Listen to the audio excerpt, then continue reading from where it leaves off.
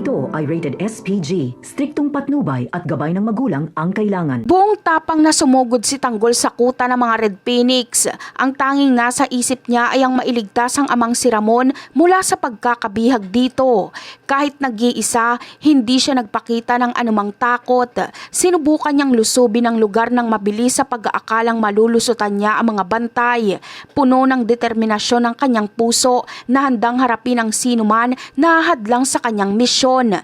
Naniniwala siyang sapat na ang kanyang lakas at galit para makuha ang ama at makatakas sila pareho mula sa mapanganib na lugar na yon. Ngunit agad na napatunayan ni Tanggol na nagkamali siya ng desisyon dahil sa kanyang pagpasok, tila isang hukbo ng mga miyembro ng Red Phoenix ang sumalubong sa kanya.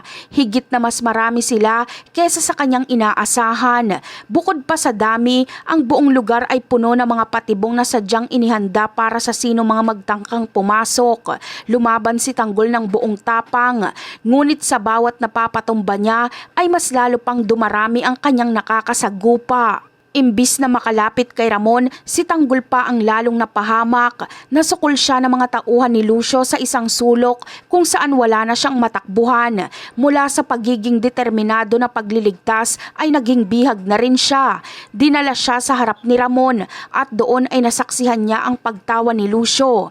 Ipinagmalaki ni Lucio na ang kanilang plano na pagsukol sa mag-ama ay nagtagumpay at ngayon pareho na silang hawak na mga Red Phoenix.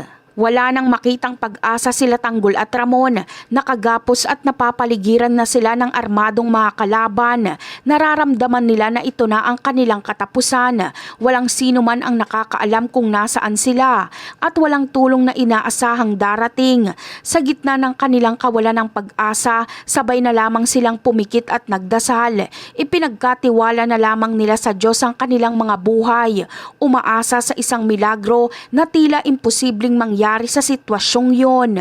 Subalit bago pa man makagawa ng huling hakbang si Lucio, biglang nayanig ang buong lugar na sunod-sunod na putok mula sa labas. Isang grupo ang biglang pumasok at nakikipagbakbakan sa mga Red Phoenix. Ito pala ang mga kaibigan ni Tanggol na sila Enteng.